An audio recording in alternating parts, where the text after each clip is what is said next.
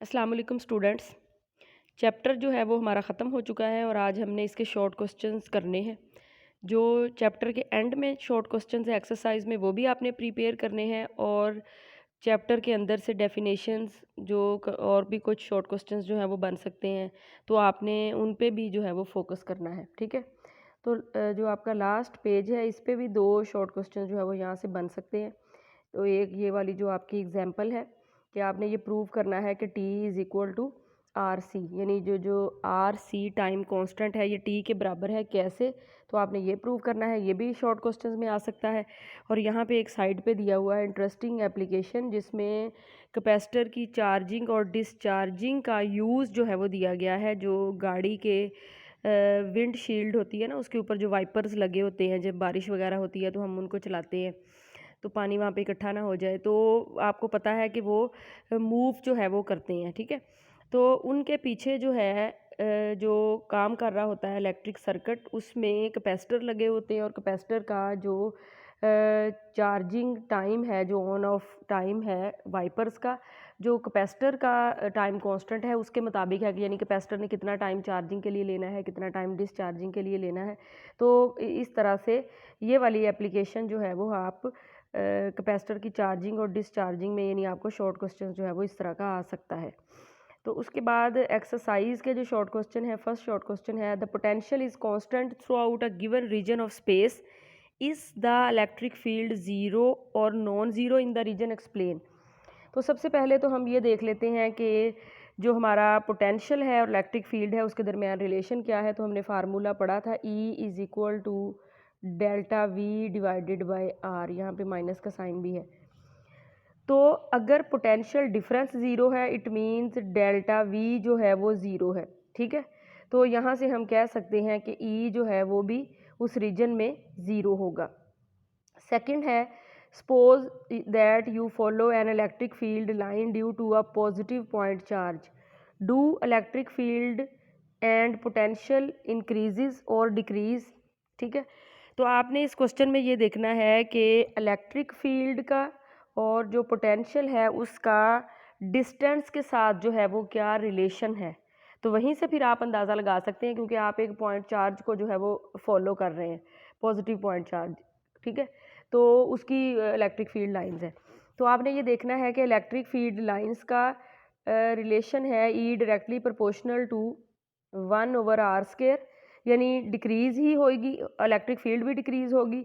और जो पोटेंशियल का रिलेशन है डिस्टेंस के साथ वो है we directly proportional to 1/r। तो पोटेंशियल भी डिस्टेंस के साथ जो है वो डिक्रीज़ होगा, डिस्टेंस बढ़ने के साथ, और हमारी इलेक्ट्रिक फील्ड भी। तो आपने ये फार्मूला जो है वो दोनों में प्लेस करना है। थर्ड है how can you identify that which plate of a capacitor is positively charge, यानी आपके पास एक कैपेसिटर है जो चार्ज हुआ हुआ है, इट मीन्स एक प्लेट पे पॉजिटिव चार्ज है, एक प्लेट नेगेटिव, तो आपने बताना है। तो सबसे पहले तो आप एक मेथड ये कर सकते हैं कि एक पॉजिटिव चार्ज जो है वो कैपेसिटर के करीब लाएंगे, तो जो प्लेट पॉजिटिव चार्ज होगी वो उस पॉइंट चार्ज को रिपेल करेगी, तो जो नेगेटिव चार्ज होगी वो उसको अट्रैक्ट करेगी। तो यहाँ से भी अंदाज़ा लगाया जा सकता है कि कैपेसिटर की कौन सी प्लेट पॉजिटिवली चार्ज है। इसके अलावा एक डिवाइस भी यूज़ की जाती है जिसको कहा जाता है गोल्ड लीफ इलेक्ट्रोस्कोप, उसको पॉजिटिवली चार्ज किया जाता है और फिर कैपेसिटर के करीब जो है वो लेके आया जाता है। अगर उसकी जो इलेक्ट्रोस्कोप की जो डाइवर्जेंस है, उसके जो गोल्ड लीफ की डाइवर्जेंस है, अगर इंक्रीज़ हो जाए, क्योंकि वो भी पॉजिटिवली चार्ज है, तो फिर अंदाज़ा लगाया जा सकता है कि जिस प्लेट के करीब हमने उसको किया था वो प्लेट भी पॉजिटिवली चार्ज है। उसके बाद फोर्थ क्वेश्चन है डिस्क्राइब द फोर्स और forces on a positive point charge when placed between parallel plates. Condition क्या है? Similar and equal charges, opposite and equal charges. ठीक है, क्वेश्चन को समझें। हमारे पास एक प्लेट है, दो हमारे पास प्लेट है और उनके दरमियान में हमने एक पॉजिटिव चार्ज जो है वो प्लेस किया है। तो आपने इसके ऊपर लगाई जाने वाली, जो इसके ऊपर अप्लाई होगी फोर्स, वो आपने उसको बताना है क्या होगी। पहला केस है कि सिमिलर एंड इक्वल। सिमिलर का मतलब है कि इस पर भी पॉजिटिव चार्ज चलें कर लें, इसके ऊपर भी पॉजिटिव चार्ज कर लें। तो अब आपको पता है कि ये जो पॉइंट चार्ज है वो भी पॉजिटिव ही है, तो ये वाली प्लेट जो फोर्स लगाएगी वो इस डायरेक्शन में होगी, ये वाली जो प्लेट इसके ऊपर फोर्स लगाएगी वो इस डायरेक्शन में होगी, क्योंकि पॉजिटिव चार्ज के ऊपर जो फोर्स लगेगी वो रिपल्शन की होगी और दोनों की डायरेक्शन जो है वो एक दूसरे के ऑपोजिट, यहाँ पे आपको नज़र आ रही है कि दोनों की डायरेक्शन एक दूसरे के ऊपर ऑपोजिट है, तो हम कह सकते हैं कि जो इसके ऊपर फोर्स लगेगी वो ज़ीरो होगी फर्स्ट केस में। अब देख लेते हैं सेकंड केस। सेकंड केस में एक प्लेट जो है वो पॉजिटिवली चार्ज है, लेकिन दूसरी प्लेट जो है वो उन्होंने कहा है कि ऑपोजिटली आपने इसको चार्ज करना है, with opposite and equal charge. Charge equal हो लेकिन ऑपोजिट हो। तो अब देखें, अब इस पॉजिटिव चार्ज पे जो ये वाली प्लेट चार्ज फोर्स लगाएगी वो तो यही डायरेक्शन होगी, यानी बाहर की तरफ रिपेल करेगी, लेकिन जो नेगेटिव प्लेट इसके ऊपर फोर्स लगाएगी वो आपस में यानी एक अपनी तरफ इसको खींचेगी, क्योंकि अट्रैक्शन की फोर्स होगी। तो अब यहाँ पे अगर आप इसको जो है वो F1 कह देते हैं और इसको जो है वो आप F2 कह देते हैं, तो ये दोनों फोर्सेस, क्योंकि चार्ज की मैग्नीट्यूड बराबर है, दोनों फोर्सेस बराबर होंगी और दोनों की डायरेक्शन सेम है, तो इसलिए टोटल फोर्स जो है वो इसके ऊपर लगेगी 2F। ठीक है, तो दोनों केसेस में आपने इस तरह से प्लेट को बना के दरमियान में पॉजिटिव चार्ज फिर फोर्स की वैल्यू निकालनी है। नेक्स्ट क्वेश्चन है हमारे पास, electric lines of force never cross why. Yes बच्चों, इलेक्ट्रिक लाइंस ऑफ फोर्स जो होती हैं ये हमेशा हमने पढ़ा है कि ये पॉजिटिव से शुरू होती हैं और नेगेटिव पे जाके एंड होती हैं, क्योंकि एक वेक्टर क्वांटिटी है, इसकी डायरेक्शन होगी, तो इसकी डायरेक्शन होती है पॉजिटिव से लेके नेगेटिव तक। जब किसी चीज़ की डायरेक्शन ही एक हो तो वो फिर क्रॉस कैसे कर सकती, क्रॉस तो तब करेगी ना जब उसकी डायरेक्शन दो होंगी, तो ऐसा तो पॉसिबल ही नहीं है कि इसकी डायरेक्शन दो हो, इसकी डायरेक्शन सिर्फ एक होती है। ये पैरेलल तो ऐसे चल सकती हैं लेकिन ये एक दूसरे को क्रॉस नहीं कर सकती। अगर एक दूसरे को क्रॉस करेंगी तो इट मीन्स के इनकी दो डायरेक्शंस होंगी और ऐसा फिजिकली इम्पॉसिबल है।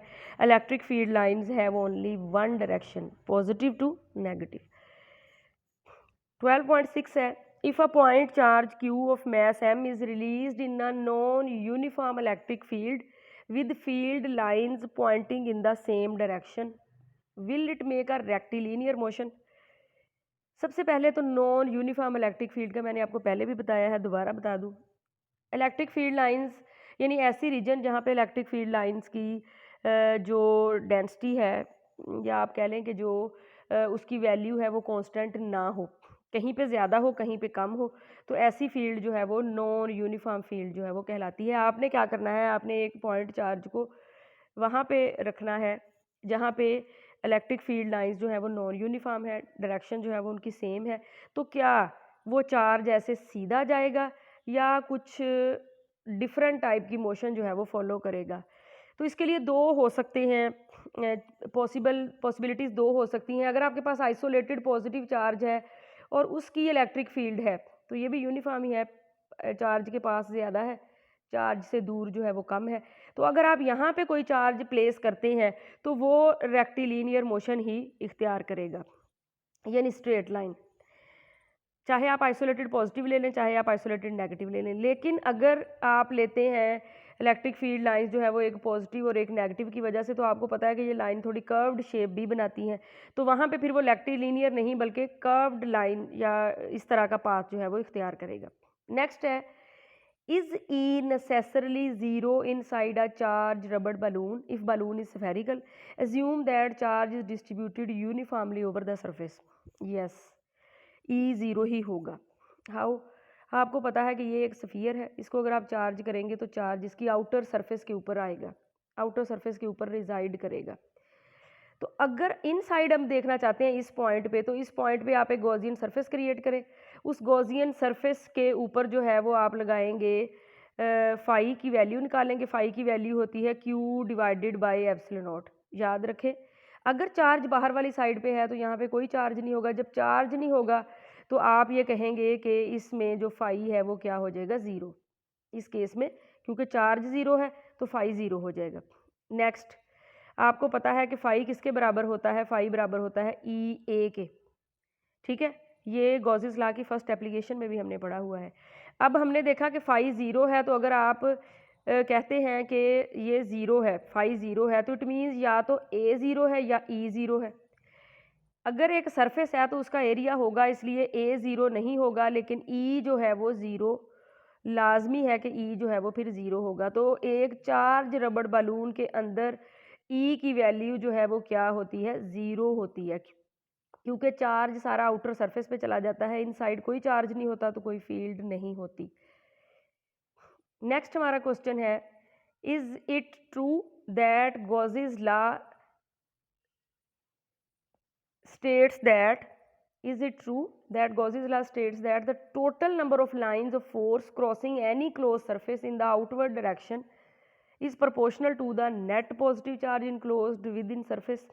ठीक है, यस, क्योंकि गॉसेस लॉ क्या कहता है कि अगर एक चार्ज को, यानी एक ये चार्ज है, कोई भी टोटल चार्ज जितने भी हैं वो इसके अंदर हैं, तो जो फ्लक्स होगा वो आउटवर्ड डायरेक्शन में जो है वो होगा। और हमने ये प्रूव भी किया है कि फ्लक्स हमने कहा कि क्या किसके बराबर होता है, 1/ε0 times the total charge, 1/ε0 times the total charge enclosed by that close surface.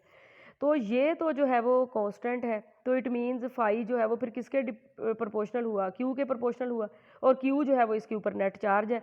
तो जो भी फ्लक्स होगा आउटवर्ड डायरेक्शन वो इसी नेट चार्ज की वजह से होगा जो इस सरफेस के अंदर इनक्लोज होगा।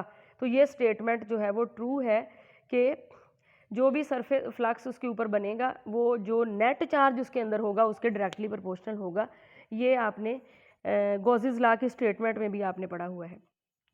लास्ट क्वेश्चन है हमारा, do electron tend to go to the region of high potential और ऑफ लो पोटेंशियल। इलेक्ट्रॉन के ऊपर नेगेटिव चार्ज होता है, किधर को जाएंगे, हाई पोटेंशियल की तरफ जाएंगे, लो पोटेंशियल की तरफ जाएंगे। ये पॉजिटिव प्लेट है, ये नेगेटिव प्लेट है, नेगेटिव प्लेट लो पोटेंशियल होता है, पॉजिटिव प्लेट हाई पोटेंशियल होता है। आप एक इलेक्ट्रॉन को इधर जो है वो रिलीज़ करते हैं, ऑफ कोर्स किधर जाएगा वो, पॉजिटिव की तरफ जाएगा, क्योंकि इलेक्ट्रॉन पे नेगेटिव चार्ज है, यहाँ से उसको रिपल्शन मिलेगी या वहाँ से पॉजिटिव से अट्रैक्शन मिलेगी। तो एक नेगेटिव चार्ज या एक इलेक्ट्रॉन जो है इलेक्ट्रिक फील्ड में जब एक तरफ पॉजिटिव है, पॉजिटिव को आप हाई पोटेंशियल कह रहे हैं, नेगेटिव को लो कह रहे हैं, तो जब आप उसको वहाँ पे रिलीज़ करेंगे तो वो किधर जाएगा, वो हाई पोटेंशियल लो से हाई की तरफ जो है वो मूव करेगा। ठीक है, तो चलिए स्टूडेंट, ये थे आपके शॉर्ट क्वेश्चंस भी हो गए हैं। अब इंशाल्लाह हम न्यूमेरिकल करेंगे और न्यूमेरिकल के बाद जो है वो एक टेस्ट भी बाकायदा जो है वो मैं आपका लूँगी, ताकि आपने सेल्फ जो है वो एग्जामिनेशन अपना करना है कि आपको इस चैप्टर में से कितना जो है वो समझ आया है। ठीक है, अल्लाह हाफिज़।